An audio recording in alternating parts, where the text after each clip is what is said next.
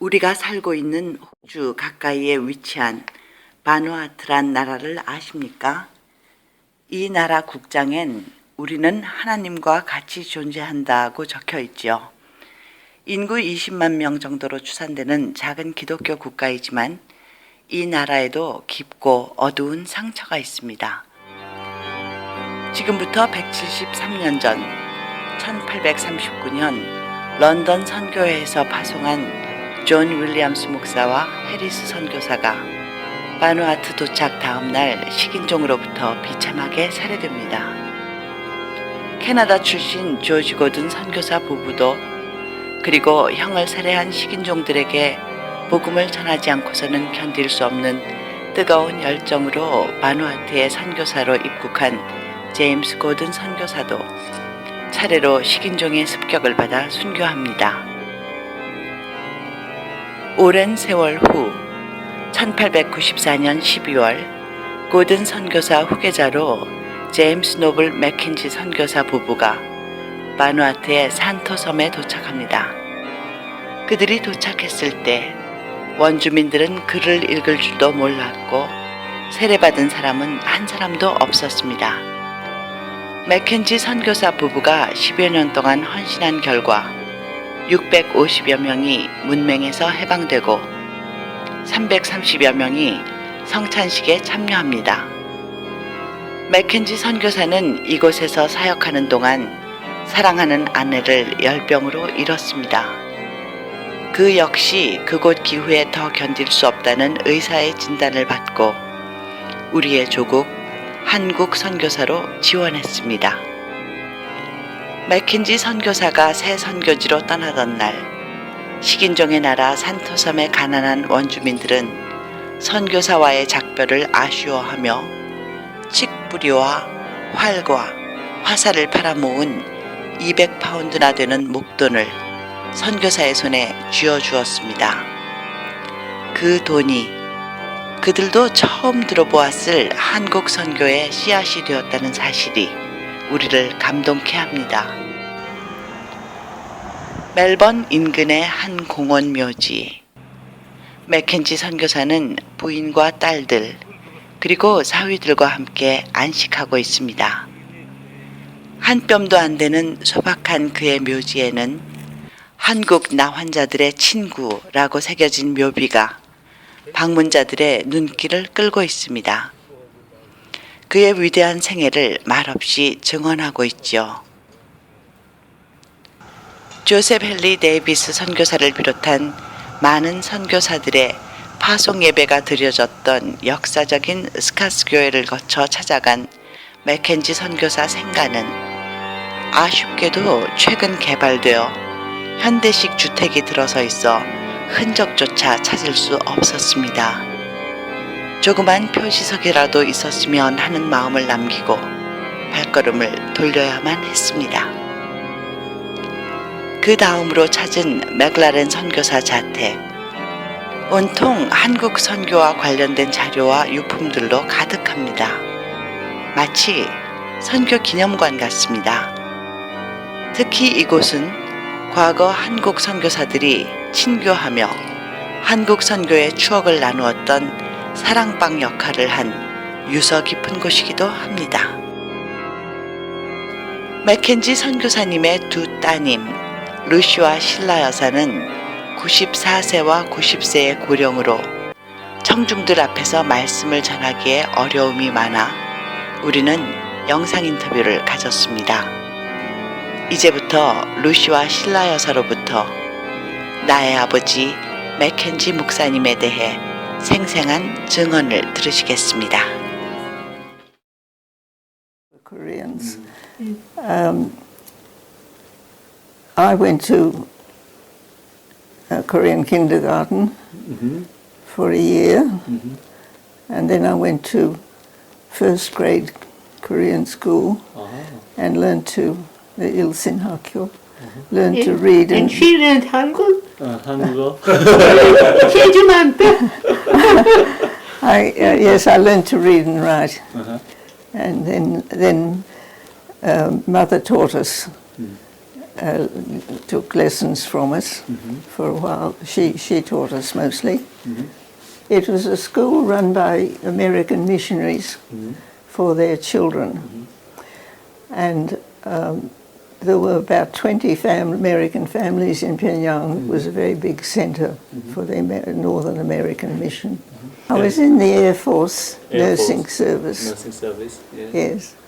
And I enjoyed that very much. It was a very good experience for... Sheila went to the New Hebrides, as it was then, Vanuatu. She worked in a hospital there for a year during the war. Yes, he was in the island of Santo, and yes. But he had to leave because he had very bad malaria and was not allowed to go back to a tropical country. That's right. So Went to school You went to school? in Same Melbourne, school? PLC. Yeah. I didn't like it at all. I didn't like it at all. All my friends were in Korea. Oh, yeah. And also the study, I mean, I had been to an American school really in Korea. It was an American school, American history, American geography, and at PLC it was Australian, of course. I didn't understand. And I had a different accent, and an American accent from school. But my father didn't like American accent. He was from Scotland. And he we were quite clever. We used to get, if we spoke, English at school, we would be teased, and we weren't allowed to speak with an American accent at home. So we used to just change overnight. I see. It was quite easy. It was quite easy. Boat? Yes, there was no airplane. no airplanes. So, it was 5 weeks 5 weeks on the boat. Yes. on the boat. Yes. Wow. We'd go to Hong Kong and Manila and Thursday Island, an island north, then Brisbane and Sydney. About it. Well, we're very proud of her, and it was very well deserved. It's a pity it had to come after she died. But we also must remember that Kath, her other sister, she had a big part of Helen's life and work. They worked together very well, and Kath was also awarded the Florence Nightingale Medal, which is a top award, international award, and she was proud because it was given to her as a Korean, from the Korean point. It wasn't an Australian or any international award, but it was she was very pleased to get that. This is my father's walking stick. Oh, wow. And Oh, I'm using it now, and it came from the Diamond Mountains, Kumgansan. Kumgansan. And it's just a vine, you see. wow. 그 모세 지팡이. Yeah. It's a look like Moses stuff. Everyone admires it when I go shopping also with it. They always stop and say, well, interesting stick. It must be about 70 or 80 years old. I think it's wonderful that the Korean church is sending, they don't need missionaries themselves anymore. They're sending missionaries to other countries. And it's because there's still a problem of leprosy in many of the Eastern Asian countries. It's wonderful that the Korean church is going to help there. And we're very proud that they are using our father's name, Mackenzie. Well, when Dad first went to Korea, he was mostly visiting country churches and establishing new churches, as you said before. But then he was given, I think mainly because there wasn't anybody else, he was asked to take charge of the lepers colony, which was started in Busan.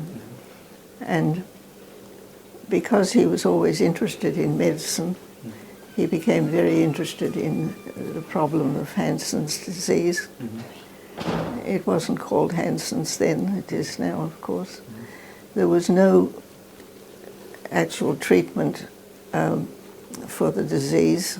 It couldn't be cured, but there was something called shalmugral oil, which could help to slow down the progress of the disease. So Dad used, the ones who were well enough used to come, and we never had any fear of leprosy. I mean, we just used to them all being there. And when they were admitted to the hospital or the colony, it made such a difference to people's lives. They would have good food, they would have good accommodation, good clothes. They looked so different and so pleased, and there was always a very strong church. Every Christmas, people would send gifts in, they called them mission boxes from Australia, would be sent, and we would, they'd all be on our front veranda, and we'd be opening them and sorting them. People sent clothes, things like soap and powder, and the children used to come and visit us. We'd come for afternoon tea, and at Christmas there was always a party for the children. And then they were taught, you know, well, they got an education, and they were, one man particularly was taught carpentry, and he became a very well-known builder in Busan and did very well. He supervised the building of Ilsin Hospital, for instance. My mother was in Korea for 5 years before my father went there. She was there. She went in 1905, and Dad went in 1910. Well, he was 73 or 4 when Dad came. So he was really ready for retirement. The year after he came to Australia, he became the moderator of Victoria. And for 1 year, he travelled all around Victoria visiting the churches and speaking about Korea. And he enjoyed that very much. He always enjoyed meeting people and talking. He loved telling jokes, and he'd laugh loudly. And 91 when he died. And the last couple of years, he spent a lot of time in bed. But he was always very pleased to have visitors, and he'd react very, very much for visitors. I don't know what else I can say, except that we wish them very well, that they will be able, I'm sure they will make a big difference to people with leprosy, with Hansen's disease, and we are very proud that they are using our father's name, Mackenzie, in the... I'm listening. I agree with her. She's my young name.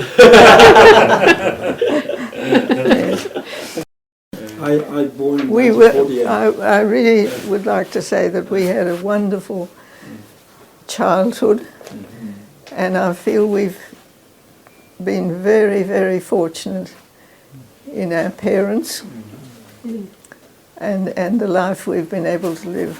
I mean, we really have had a wonderful, wonderful time.